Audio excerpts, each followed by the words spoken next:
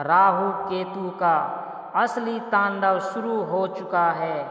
अब यह अगस्त से लेकर दिसंबर तक का समय आपकी जिंदगी में बहुत बड़ा बदलाव लेकर आने वाला है, क्योंकि हाल ही में राहु ने अपना नक्षत्र बदल लिया है। राहु जो अभी तक शतभिक्षा नक्षत्र में चल रहे थे, अब मंगल के धनिष्ठा नक्षत्र में आ विराजे हैं। इस नक्षत्र की खासियतों को बड़े ध्यान से समझिएगा। एक तो इस धनिष्ठा नक्षत्र के स्वामी ग्रह मंगल है, यानी अब राहु की ऊर्जा मंगल के ओज के साथ जुड़कर काम करने वाली है और राहु आपकी कुंडली के भाग्य स्थान में बैठे हैं। तो क्या भाग्य के सितारे अब बुलंद होंगे? आज की इस वीडियो में हम आपको 3 बड़ी खुशखबरी भी देंगे और 2 चेतावनियां भी प्रदान करेंगे। इस नक्षत्र के देवता अष्टवसु है, जो अपनी ऊर्जा और धन वैभव के लिए जाने जाते हैं। इस नक्षत्र के कारक धन संपत्ति और प्रसिद्ध है। यह सब कुछ अब उन लोगों के जीवन में आ सकता है जिनकी कुंडली में राहु की स्थिति और दृष्टियां अच्छी है। तो सितारे क्या बता रहे हैं? यदि आज की यह वीडियो आपको मिली है तो समझ लेना कि यह आपके लिए किसी वरदान से कम नहीं है, बशर्ते आपने इसे पूरा देख लिया हो, क्योंकि आने वाले समय में इन नक्षत्र परिवर्तन के शुभ और अशुभ दोनों ही प्रभाव देखने को मिलेंगे। शुभ प्रभावों का आनंद तो आप उठा लेंगे, लेकिन अशुभ प्रभावों से बचने के लिए गलतियों पर रोक लगानी होगी और तैयारी आज से ही करनी पड़ेगी। इसलिए यह वीडियो परमात्मा की कृपा से आपके सामने आई है। इस वीडियो को देखने के लिए ईश्वर ने आपको चुना है, इसलिए इसका मान रखते हुए इसे अंत तक अवश्य देखेंगे। इस चैनल को सब्सक्राइब करना बिल्कुल मत भूलिएगा, क्योंकि आपकी राशि से जुड़ी और भी महत्वपूर्ण वीडियो इस चैनल पर आने वाली है। राहु आपके भाग्य के घर में विराजमान है। नवम भाव, जिसे भाग्य और धर्म का स्थान कहा जाता है, वहाँ यदि राहु बैठे हैं तो सबसे बड़ा और पहला प्रभाव यह देखने को मिलेगा कि आपका जो विश्वास और आस्था का संसार है, जिन चीज़ों को आप वर्षों से मानते आए हैं, चाहे वे आपके धर्म से जुड़ी हो, आपके कर्म से जुड़ी हो या परिवार की कोई परंपरा हो, उनको लेकर राहु अब आपका नज़रिया पूरी तरह बदल देंगे। राहु आपको ऐसा बना सकते हैं जो हर बात पर तर्क वितर्क करे के और विज्ञान का सहारा ले कि यह काम करने की क्या ज़रूरत है। ये चीज़ें तो सालों साल से चलती आ रही है, अब तो ज़माना मॉडर्न है, अब इसे करने से क्या होगा? ऐसी संशय भरी भावनाएं राहु आपके मन में ला सकते हैं, लेकिन आपको अपने बड़े बुजुर्गों का पूरा सम्मान करना है। जो पुरानी परंपराएं वे सहजे कर लाए हैं, यदि आप उनके अनुसार चलेंगे तो आपके लिए बहुत कल्याणकारी रहेगा। देखिए, राहु एक ऐसा ग्रह है जो माया उत्पन्न करता है, भ्रम जाल रचता है और इंसान को उसके मार्ग से भटका देता है। तो यही राहु आपको कहीं ना कहीं आपके आध्यात्मिक रीति रिवाजों से दूर कर सकता है। इसलिए अपने आप को बहुत ज़्यादा तर्क वितर्क में उलझाने के बजाय बुजुर्गों को आदर सम्मान देते हुए जो परंपराएं संतान काल से चली आ रही है उन पर अपनी निष्ठा बनाए रखें। चूँकि राहु धनिष्ठा नक्षत्र में जा रहे हैं और यह मंगल का नक्षत्र है, तो जैसे कि राहु मंगल की ऊर्जा के प्रभाव में आएंगे, आपके भीतर एक अलग की प्रभाव की सोच और विचारधारा का सृजन होने लगेगा। वैसे आपके राशि स्वामी बुध है जो आपको बौद्धिक रूप से प्रखर बनाते हैं। आपकी बुद्धि तीव्र है, आप निर्णय बहुत अच्छे लेते हैं और खुद पर आपका विश्वास भी पक्का है, लेकिन अपने विचार हमेशा आपसी सहमति से ही आगे बढ़ाएंगे। परिवार में कभी ऐसा ना हो कि जो मैं कहूँगा वही सही होगा। ऐसी जिद आपसी रिश्ते में कड़वाहट ला सकती है। इसलिए हम अगस्त से दिसंबर तक के इस समय के प्रति आपको सचेत कर रहे हैं। इसी दौरान यात्राओं के भी प्रबल योग है। राहु के प्रभाव से आपकी कोई मंगलमय यात्रा हो सकती है, जो किसी तीर्थ स्थान या धर्म से जुड़ी यात्रा भी हो सकती है। राहु के इस नक्षत्र परिवर्तन और नवम भाव में बैठने के कारण आपको अपनी पिता के साथ किसी भी तरह के वाद विवाद या बहस से बचना चाहिए। यदि आपके जीवन में कोई गुरु है, पिता तुल्य कोई व्यक्ति है या कोई आदरणीय है, तो उनके साथ भी किसी बात पर मनमुटाव ना होने दें। परिस्थितियां चाहे जैसी भी बने, लेकिन आपको उनकी उम्र और अनुभव का लिहाज अवश्य रखना है। इस बात का विशेष ध्यान रखिएगा। भाग्य के घर में राहु है तो वे आपको अप्रत्याशित लाभ जरूर दिलाएंगे। इस बात की पूरी गारंटी है, लाभ राहु करवाएंगे। लेकिन राहु यह चाहते हैं कि आप केवल भाग्य के भरोसे हाथ पर हाथ धरे ना बैठे रहें। बहुत से लोग यह सोचेंगे कि राहु तो भाग्य के घर में आ गए हैं, अब तो हमारी किस्मत चमक जाएगी और हम रातों रात धनवान बन जाएंगे, क्योंकि धन आने के पूरे योग्य है।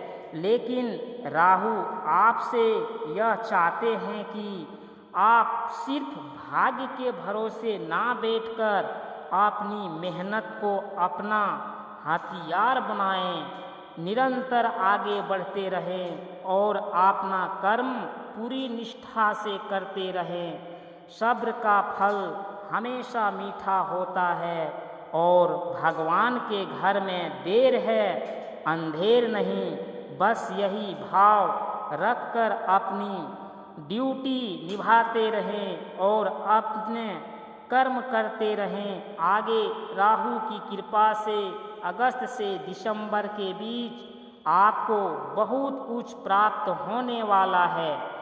अब यह जानना बहुत जरूरी है कि राहु की दृष्टियां कहां-कहां पड़ रही है, क्योंकि उनका प्रभाव आपके जीवन पर अवश्य पड़ेगा। सबसे पहली दृष्टि, जिसे पंचम दृष्टि कहा जाता है, वह आपके लग्न पर पड़ रही है। अब लग्न पर राहु की यह दृष्टि शुभ भी होती है और अशुभ भी। आखिर कैसे, बड़े ध्यान से सुनिएगा। लेकिन उससे पहले अगर आपने वीडियो को लाइक नहीं किया है तो एक प्यारा सा लाइक ज़रूर कर दें। आपके एक लाइक से हमें बहुत संबल मिलता है। और कमेंट बॉक्स में सच्चे मन से ओम नमः शिवाय, राधे राधे ज़रूर लिखें। महादेव की कृपा आप पर बनी रहेगी। लग्न पर राहु की इस पंचम दृष्टि का क्या प्रभाव दिखेगा, बड़े ध्यान से सुनिएगा।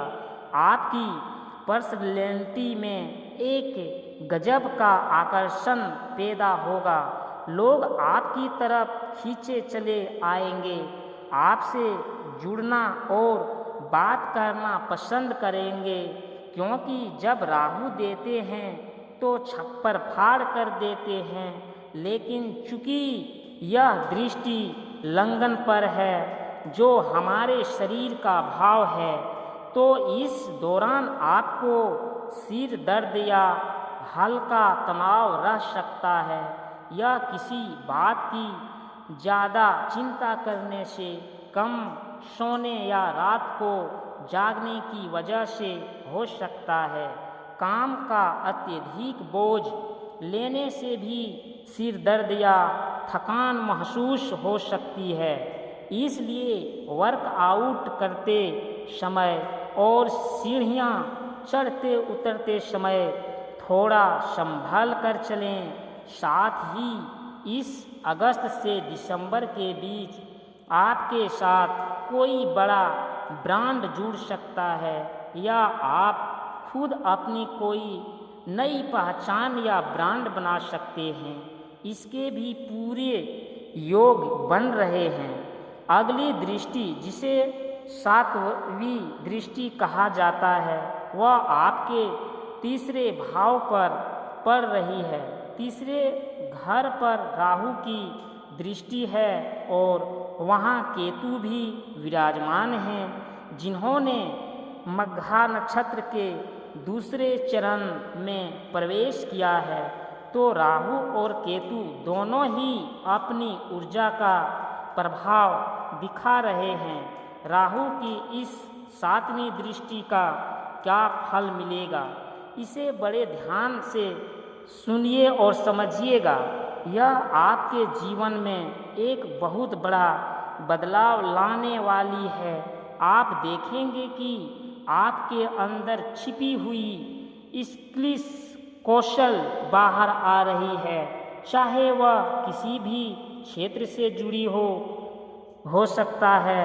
आपके भीतर कुछ ऐसी कलाएं हो जिन्हें आप यह सोचकर दबा बैठे हो कि मुझे यह सब आता है तो है, पर मैंने अपना रास्ता बदल लिया है। तो अब राहु आपकी उन सोई हुई क्षमताओं को जगा देंगे और आपका कौशल निखर कर सामने आएगा। आप अपने कामों को बहुत बेहतरीन तरीके से पूरा करेंगे और लोगों के सामने प्रस्तुत करेंगे। कई बार अंदर से ऐसी इच्छा होती है कि हम अपने काम को पूरी तन्मयता से करें, और तीसरे घर में राहु की यह दृष्टि आपको वही शक्ति देने वाली है। लेकिन चूंकि तीसरा भाव हमारे छोटे भाई बहनों का होता है, इसलिए उनके साथ किसी भी प्रकार का वाद विवाद न करें और न ही उन पर अपना हुक्म चलाएं। छोटे भाई बहनों के साथ अपने रिश्ते हमेशा मधुर बनाकर रखें। अंतिम दृष्टि, जिसे नौवीं दृष्टि कहा जाता है, वह राहु की सबसे उत्तम दृष्टि मानी जाती है। यह आपके पंचम भाव पर पड़ रही है, जो कि आपकी लव लाइफ, आपकी संतान, आपकी शिक्षा और आपके मन से जुड़ी है। इसका क्या प्रभाव होगा, बड़े ध्यान से समझिएगा। पंचम भाव का सीधा नाता हमारी क्रिएटिविटी से होता है, तो इस दौरान आपके भीतर जबरदस्त रचनात्मकता उभर कर आएगी। आप देखेंगे कि जिन कामों में पहले बहुत रुकावटें आ रही थी, उन्हें अब आप बहुत आसानी से करने लगेंगे। आपकी समझ, आपका हौसला और आपका पराक्रम पूरी तरह से बढ़ जाएगा। आप अपने हर काम को एक नए अंदाज में करेंगे, लेकिन आपकी लव लाइफ और रिश्तों के मामले में आपको थोड़ा सतर्क रहना पड़ेगा। समय ना देने, एक दूसरे की बात को ध्यान से न सुनना, यह सब आपकी प्रेम जीवन में थोड़ी खटास या अड़चनें पैदा कर सकता है। यह राहु की 9वीं दृष्टि का पंचम भाव पर असर रहेगा। अपनी संतान के ऊपर भी अपनी उम्मीदों का बहुत ज़्यादा दबाव ना डालें, बल्कि उनके साथ बैठकर एक अच्छे मित्र की तरह प्यार से बात करें। आपका दिमाग बहुत शार्प होने वाला है, इसमें कोई दो राय नहीं है। आप अपने काम नए अंदाज में करेंगे और आपकी क्रिएटिविटी भी चरम पर होगी, लेकिन अपनी लव लाइफ को थोड़ा संभाल कर चलना होगा। यही हमारी आपके लिए चेतावनी रहेगी। इसी के साथ मंगल, जो इस नक्षत्र के स्वामी हैं, आपके लग्न में बैठे हैं और लग्न पर ही राहु की 5वीं दृष्टि है, जिससे आपकी पर्सनैलिटी तो बहुत शानदार रहेगी, लेकिन मन में थोड़ा सिर दर्द या अतिरिक्त गुस्सा भी आ सकता है, क्योंकि मंगल आपको निडर बनाते हैं। राहु जहां आपको हर काम को करने में थोड़ा दुविधा में डाल रहे थे, वहीं मंगल की ऊर्जा मिलने से आपके अंदर यह साहस आ जाएगा कि मैं यह कर सकता हूँ। बस इस बात का ध्यान रखना है कि यह सहारा अहंकार या ओवर कॉन्फिडेंस में न बदल जाए। चूँकि मंगल 6ठे भाव के भी स्वामी हैं, इसीलिए वे आपके लिए बहुत अच्छा शत्रुहंता योग बनाएंगे। आपके सभी विरोधियों को शांत करेंगे और अगस्त से दिसंबर के बीच कर्ज के दलदल से बाहर निकालने के भी सुंदर मार्ग बनाएंगे। अंत में आपको एक बहुत प्यारा उपाय बता रहे हैं, इसे ध्यान से सुनिएगा। जो उपाय आपके जीवन में सुख शांति लाएगा वह यह है कि आपको प्रतिदिन या सप्ताह में कम से कम एक बार बेजुबान कुत्तों को भोजन जरूर करवाना चाहिए। इससे राहु की अशांत ऊर्जा शांत होती है और वे शुभ फल देने लगते हैं। तो मिथुन राशि वालों, आशा करते हैं कि यह वीडियो आपको बहुत पसंद आई होगी। इस वीडियो को लाइक ज़रूर करें और कमेंट बॉक्स में पूरे भक्ति भाव से राधे राधे हर हर महादेव अवश्य लिखें। आप सभी का बहुत बहुत धन्यवाद।